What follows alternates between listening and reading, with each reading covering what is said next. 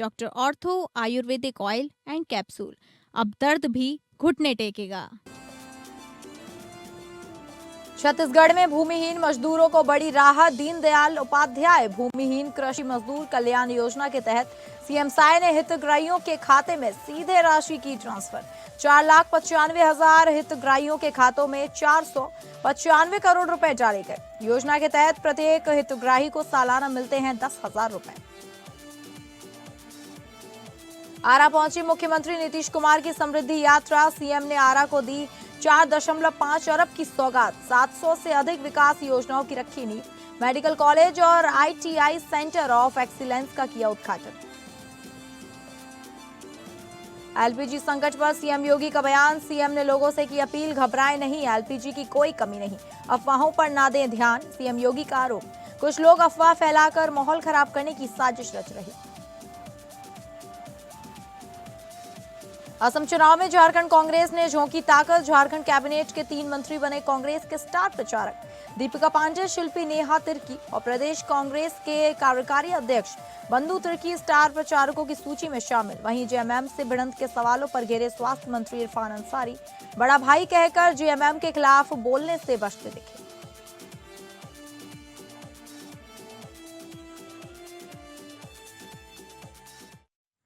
नमस्कार, आप सभी का स्वागत है स्टेट लाइव में और मैं हूं आपके साथ अंकिता सिंह। स्टेट लाइव की शुरुआत करेंगे झारखंड छत्तीसगढ़ की खबर का रुख करके, जहां छत्तीसगढ़ सरकार ने भूमिहीन मजदूरों को बड़ी आर्थिक सहायता दी है। मुख्यमंत्री विष्णुदेव साय ने लाखों हितग्राहियों के खातों में सीधे राशि ट्रांसफर की है। दीनदयाल उपाध्याय भूमिहीन कृषि मजदूर कल्याण योजना के तहत मुख्यमंत्री साय ने 4,95,000 से अधिक हितग्राहियों के खातों में 495 करोड़ रुपए से ज्यादा की राशि डीबीटी के माध्यम से अंतरित की है।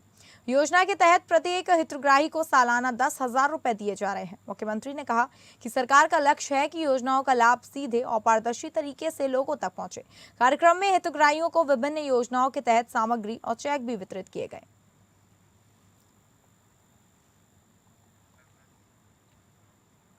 आज देश एक ऐतिहासिक और गौरवशाली पल का साक्षी बना है, जहां आदिवासी प्रतिभाओं को राष्ट्रीय मंच देने के उद्देश्य से खेलो इंडिया ट्राइबल गेम्स का भव्य आगाज हो चुका है। छत्तीसगढ़ की राजधानी रायपुर में इस बहुप्रतीक्षित खेल आयोजन का शुभारंभ किया गया। इस मौके पर छत्तीसगढ़ के मुख्यमंत्री विष्णुदेव साय और केंद्रीय मंत्री मनसुख मांडविया ने संयुक्त रूप से दीप प्रज्वलित कर कार्यक्रम की शुरुआत की। इस भव्य समारोह में कई गणमान्य नेता, मंत्री और विशिष्ट अतिथि मौजूद रहे, जिनकी उपस्थिति ने इस आयोजन की गरिमा को और भी बढ़ा दिया। खेलो इंडिया ट्राइबल गेम्स में देश भर के 30 राज्यों से आए प्रतिभागी हिस्सा ले रहे हैं। यह आयोजन न केवल खेल प्रतिभाओं को निखारने का मंच है, बल्कि आदिवासी संस्कृति, परंपरा और खेल कौशल को राष्ट्रीय स्तर पर पहचान दिलाने की एक महत्वपूर्ण पहल भी है। इन खेलों के माध्यम से युवा खिलाड़ियों को अपनी प्रतिभा दिखाने का अवसर मिलेगा, साथ ही देश को नए उभरते सितारे भी मिलेंगे।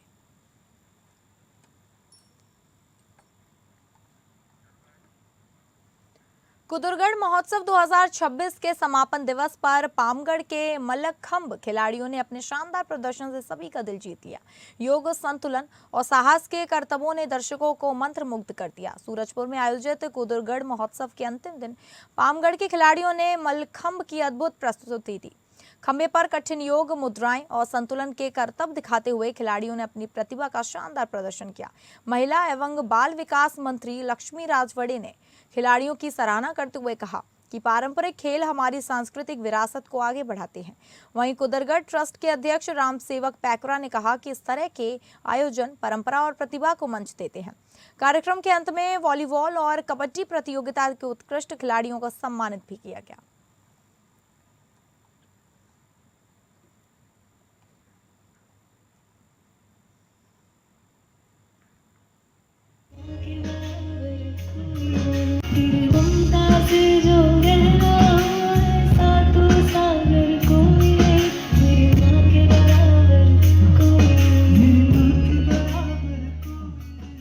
अब रुक करेंगे झारखंड की खबरों का, जहां आगामी 27 मार्च 2026 को आयोजित होने वाले रामनवमी महोत्सव के शुभ अवसर पर राजधानी रांची में विभिन्न प्रतिनिधि मंडलों द्वारा भव्य शोभा यात्रा में निकलने जाने की तैयारियां पूरी हो चुकी हैं। इस अवसर पर मुख्यमंत्री हेमंत सोरेन को सपरिवार इस आयोजन में सम्मिलित होने के लिए सादर आमंत्रित किया गया है।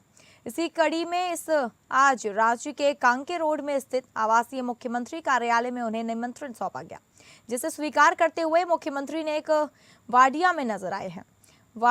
वीडियो में के तहत मुख्यमंत्री ने सभी आमंत्रणों को हर्षपूर्वक स्वीकार किया और प्रतिनिधिमंडल के सदस्यों को रामनवमी की शुभकामनाएं दी। वहीं सीएम ने इस अवसर पर कहा कि रामनवमी का त्योहार आपसी भाईचारे, सौहार्द और शांति के वातावरण में मनाया जाए।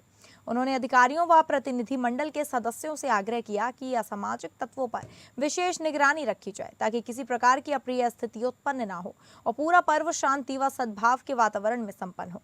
इस मौके पर रांची के उपायुक्त मंजुनाथ भजंत्री एवं वरिष्ठ पुलिस अधीक्षक राकेश रंजन भी उपस्थित रहे।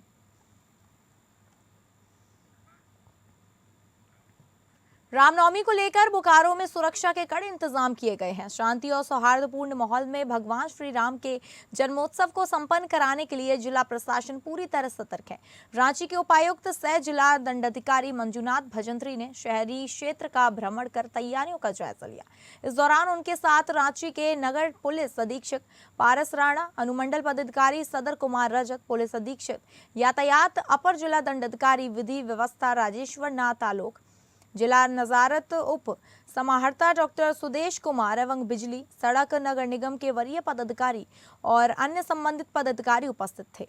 मौके पर उपायुक्त ने रामनवमी को लेकर रांची के विभिन्न जुलूस मार्ग का जायजा लेते हुए तमाम तैयारियों के मद्देनजर एवं अन्य जगहों का जायजा लेते हुए संबंधित पदाधिकारियों को कई आवश्यक दिशा निर्देश दिया। बोकारो पुलिस प्रशासन ने रामनवमी के अवसर पर व्यापक सुरक्षा व्यवस्था की है। पुलिस कंट्रोल रूम के साथ साथ जुलूस मार्गों पर मिनी कंट्रोल रूम भी बनाए गए हैं। हर जगह मजिस्ट्रेट की तैनाती की गई है और बड़ी संख्या में पुलिस बल को लगाया गया है। जुलूस की निगरानी सीसीटीवी कैमरे से की जा रही है, ताकि असामाजिक तत्वों पर कड़ी नजर रखी जा सके। आम लोगों की सुरक्षा सुनिश्चित करने के लिए संवेदनशील क्षेत्रों में लगातार फ्लैग मार्च किया जा रहा है। उपायुक्त अजय नाथ झा ने कहा कि जिले में सुरक्षा के पुख्ता इंतजाम है और लोगों को घबराने की जरूरत नहीं है। वहीं एसपी हरविंदर सिंह ने बताया कि करीब 2000 पुलिस मित्र भी तैनात किए गए हैं, जो पुलिस और जनता के बीच समन्वय बनाएंगे। प्रशासन ने लोगों से अपील की है कि अफवाहों से बचें और शांति के साथ पर्व मनाएं।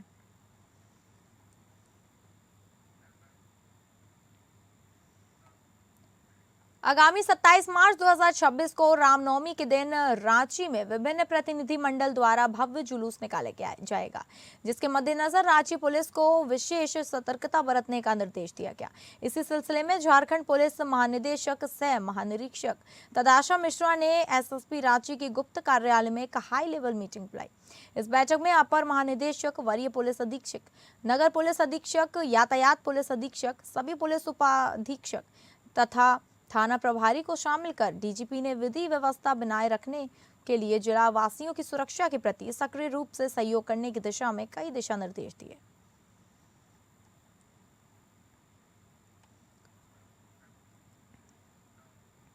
झारखंड कांग्रेस के 3 दिग्गज नेताओं को आगामी असम विधानसभा चुनाव में स्टार प्रचारकों की सूची में शामिल कर पार्टी के राष्ट्रीय नेतृत्व ने उन्हें बड़ी जिम्मेदारी सौंपी है। आपको बता दें कि झारखंड की ग्रामीण विकास मंत्री दीपिका पांडेय सिंह, कृषि एवं पशुपालन मंत्री शिल्पी नेहा तिर्की के अलावा प्रदेश कांग्रेस के कार्यकारी अध्यक्ष एवं पूर्व कैबिनेट मंत्री बंधु तिर्की का भी नाम स्टार प्रचारकों की सूची में दर्ज किया गया।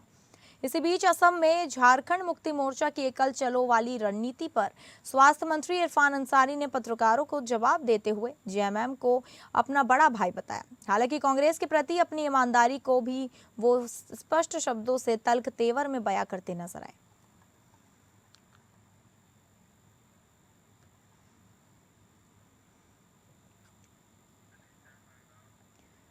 सीबीआई रांची ने रेलवे विभाग में रिश्वतखोरी के एक मामले में बड़ी कार्रवाई करते हुए दक्षिण पूर्वी रेलवे के मुख्य वाणिज्यिक निरीक्षण यानी सीसीआई को रंगे हाथों गिरफ्तार कर लिया, जिसके बाद पूरे रेलवे विभाग में फिलहाल हड़कंप मचा हुआ है।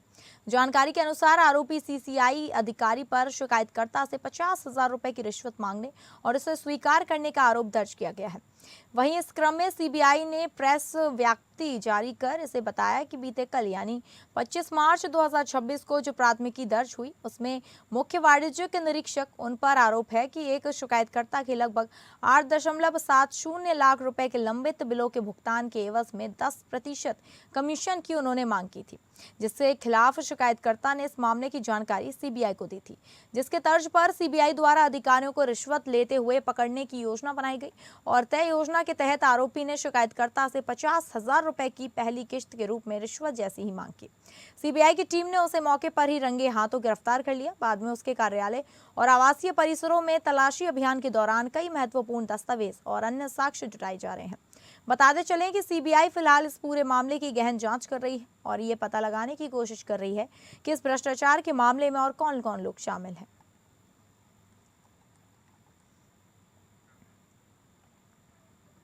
राजधानी रांची में खादी एवं गांव उद्योग आयोग के राज्य कार्यालय में हुए लगभग 3.89 करोड़ रुपए के गबन मामले में प्रवर्तन निदेशालय ने धन शोधन निवारण अधिनियम 2002 की धारा 44 एवं 45 के तहत 6 आरोपियों के खिलाफ बीते मंगलवार को अभियोजन शिकायत दर्ज की है।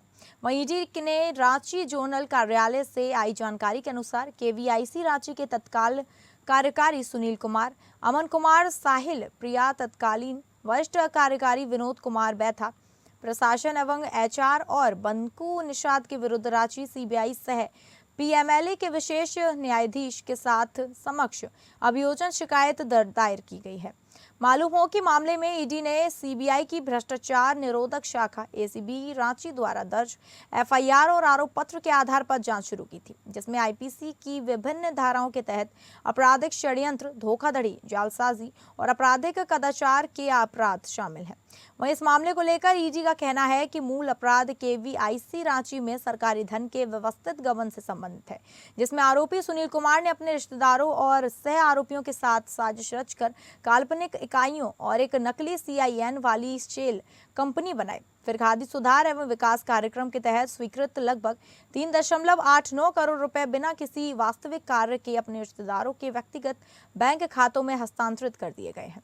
इसके अलावा इस मामले के सह आरोपियों ने जानबूझकर अपने बैंकिंग प्रमाण पत्र सौंपे और खाली चेक पर हस्ताक्षर किए, जिससे अपराध की आय को प्रॉक्सी खातों के जरिए प्राप्त करने, कब्जे में लेने और परतबद्ध करने में सहायता मिली, जिसके खिलाफ जांच के क्रम में ईडी को यह पता चला कि इस राशि को सुनील कुमार की पत्नी के नाम पर रांची के ओरमांझी इलाके में अधिकृत अचल संपत्तियों में एकीकृत कर लिया गया है और पंजीकृत दस्तावेजों में वास्तविक बिक्री मूल्य को जानबूझकर कम दिखाकर छिपाया गया है।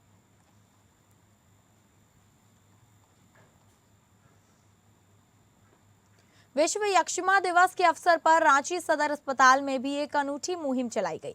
इस दौरान जिला यक्ष्मा कार्यालय से टीबी से बचाव एवं उपचार के संबंध में जन जागरूकता फैलाने का काम किया गया। इसी के उद्देश्य से प्रभात फेरी निकाली गई, जिसमें Ranchi civil surgeon doctor Prabhat Kumar, जिला यक्ष्मा पदाधिकारी doctor Baski, DPM Praveen Kumar Singh, DCP DPC Rakesh Roy समेत चिकित्सक, एएनएमटीसी की छात्राएं एवं अन्य पदाधिकारी शामिल हुए। खबरों के सिलसिले में आगे बढ़ेंगे और बात करेंगे बिहार की खबर का रुख करके, जहां मुख्यमंत्री नीतीश कुमार की समृद्धि यात्रा आज वीर कुंवर सिंह की धरती आरा पहुंची। बक्सर के बाद 5वें चरण के तहत भोजपुर पहुंचे मुख्यमंत्री ने जिले को 4.5 अरब रुपए की योजनाओं का महातोहफा दिया।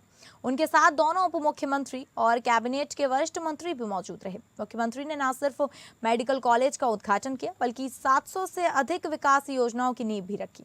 बक्सर से उड़ान भरकर मुख्यमंत्री का हेलीकॉप्टर सीधे आरा स्थित वीर कुंवर सिंह विश्वविद्यालय परिसर में उतरा।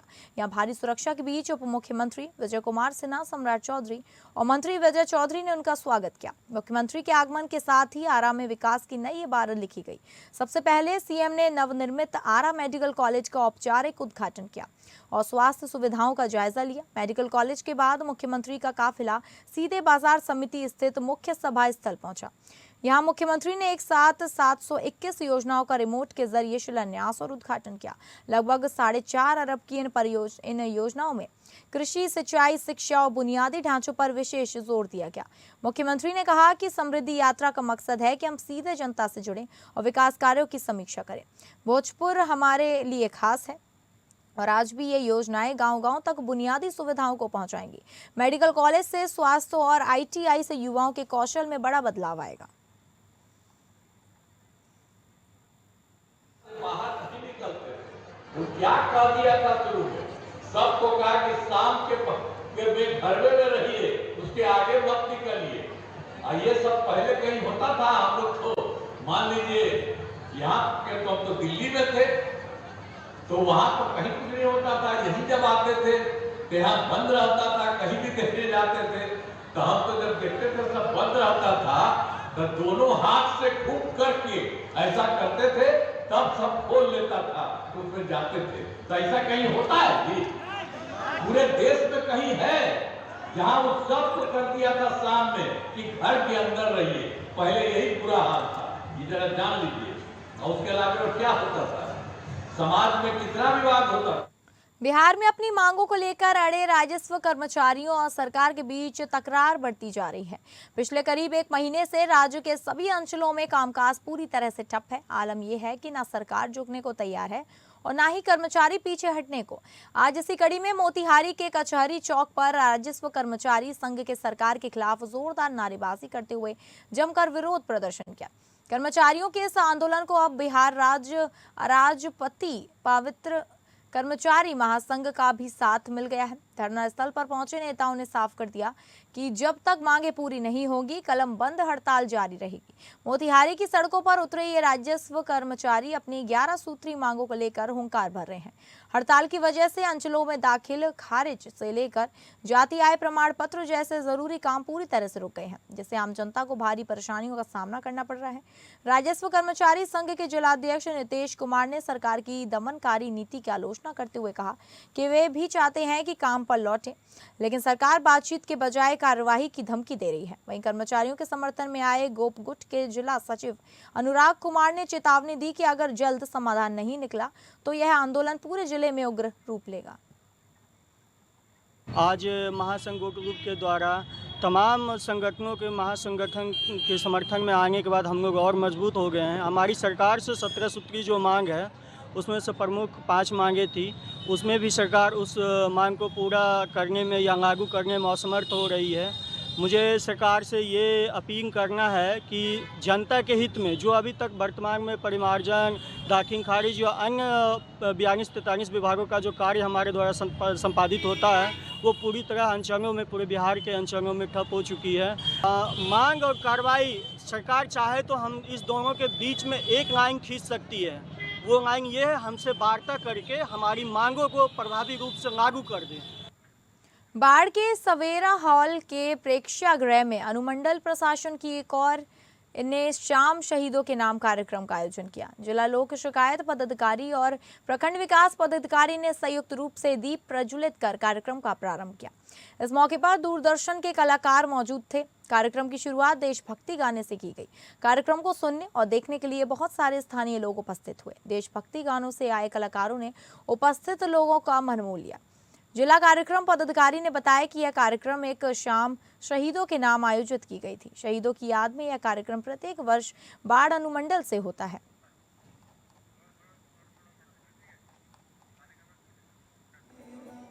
मुजफ्फरपुर जिले के पहुंचा प्रखंड अंतर्गत गरहा में आज उत्सव और उमंग का माहौल रहा। क्षेत्र के प्रतिष्ठित अर्जुन बाबू पशु मेला हाट बाजार का भव्य शुभारंभ अत्यंत धूमधाम से किया गया। इस विशेष अवसर पर बिहार सरकार के मंत्री डॉक्टर अशोक चौधरी ने मुख्य अतिथि के रूप में शिरकत की और मेले का विधिवत उद्घाटन किया।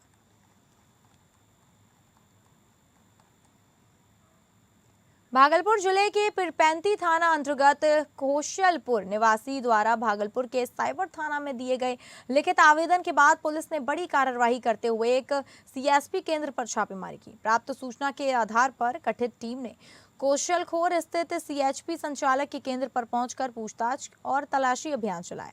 छापेमारी के दौरान पुलिस ने मौके से बड़ी मात्रा में आपत्तिजनक सामग्री बरामद की।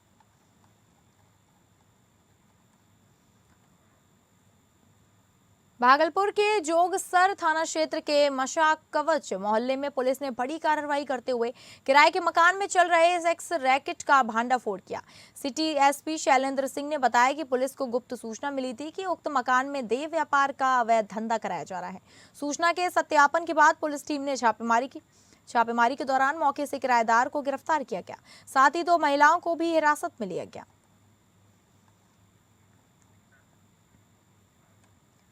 लखीसराय जिले में चैती नवरात्र के 8वें दिन यानी महाअष्टमी के अवसर पर चारों ओर भक्ति का माहौल बना हुआ है। शहर के प्रसिद्ध नवयुवक बड़ी चैती दुर्गा मंदिर में सुबह से ही माता महागौरी की पूजा अर्चना के लिए श्रद्धालुओं का तांता लगा हुआ है। मंदिर के कपाट खुलते ही मंत्रोच्चारण और जयकारों से पूरा परिसर गूंज उठा। विशेषकर महिलाओं की भारी भीड़ मंदिर में देखी जा रही है, जो पूरी श्रद्धा के साथ लंबी कतारों में लगकर अपनी बारी का इंतजार कर रही है।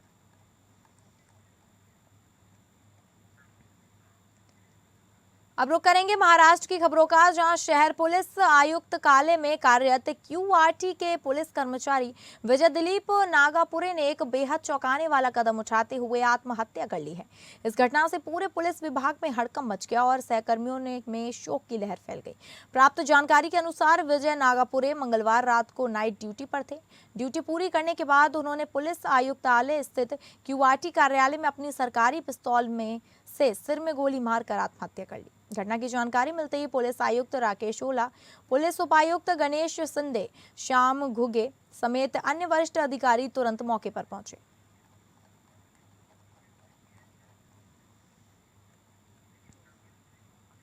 कल्याण में चंदोरी के पास रिंग रोड अब तेज रफ्तार ड्राइवरों की वजह से होने वाले हादसों का हॉटस्पॉट बन गया है। इस रिंग रोड पर लापरवाह ड्राइवरों के स्टंट अब रिंग रूट पर या मॉर्निंग वॉक और साइकिलिंग पर जाने वाले लोगों की जान पर भारी पड़ रहे हैं। एक बिजनेसमैन रिंग रूट पर साइकिल चला रहे थे, तभी पीछे से आ रही एक भारी गाड़ी ने उन्हें टक्कर मार दी। टक्कर में श्रीनिवास तंडाले की मौके पर ही मौत हो गई। एक्सीडेंट का पूरा खौफनाक मंजर सीसीटीवी कैमरे में कैद हो गया। हैरानी की बात यह है कि कार एक नाबालिग लड़का चला रहा था।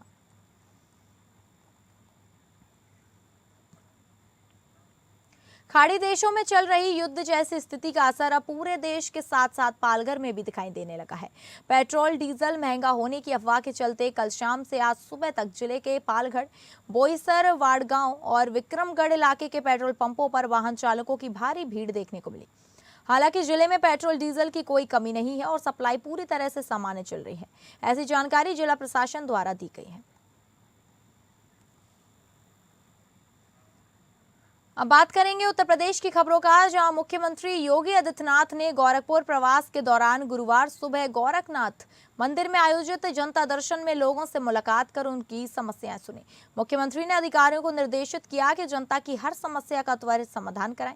किसी भी समस्या से जुड़ी शिकायत को संवेदनशील से लेकर उसका संतुष्टिप्रद निस्तारण सुनिश्चित कराने में कोई कोताही नहीं माननी चाहिए। जनता दर्शन में पहुंचे लोगों को मुख्यमंत्री ने आश्वस्त करते हुए कहा, चिंता मत करिए, सरकार आपकी हर समस्या पर प्रभावी कार्यवाही सुनिश्चित कराएगी। सीएम योगी आदित्यनाथ ने गोरखपुर औद्योगिक विकास प्राधिकरण क्षेत्र में निर्मित सॉफ्टवेयर टेक्नोलॉजी पार्क के सेंटर का उद्घाटन किया। इस मौके पर मुख्यमंत्री योगी ने अपने संबोधन में कहा कि रसोई गैस का सिलेंडर को लेकर लोग घबराएं नहीं और न ही अफवाहों पर ध्यान दें। सीएम ने कहा कि इन गल्फ वॉर के पहले अगर किसी के घर कोई गैस सिलेंडर का 1 महीना चल जाता था, तो आज वह 5वें 6वें दिन ही वह सिलेंडर लेने क्यों पहुंच रहा है। जब नंबर आएगा तो रजिस्ट्रेशन करवाएं। ईरान और इजराइल के बीच में, ईरान और अमेरिका के बीच में जो युद्ध चल रहा है, पूरी मध्य पूर्व एशिया पूरा उससे प्रभावित है और पूरी दुनिया ही लगभग प्रभावित है। दुनिया में हाहाकार है, अव्यवस्था है, अराजकता है। भारत के अंदर हम एक शानदार और यशस्वी नेतृत्व में, प्रधानमंत्री जी के शानदार और यशस्वी नेतृत्व में सुरक्षित भी है और बेखौफ अपनी विकास की यात्रा को आगे बढ़ाने का काम भी कर रहे हैं। तो फिलहाल स्टेट लाइव में बस इतना ही। नमस्कार।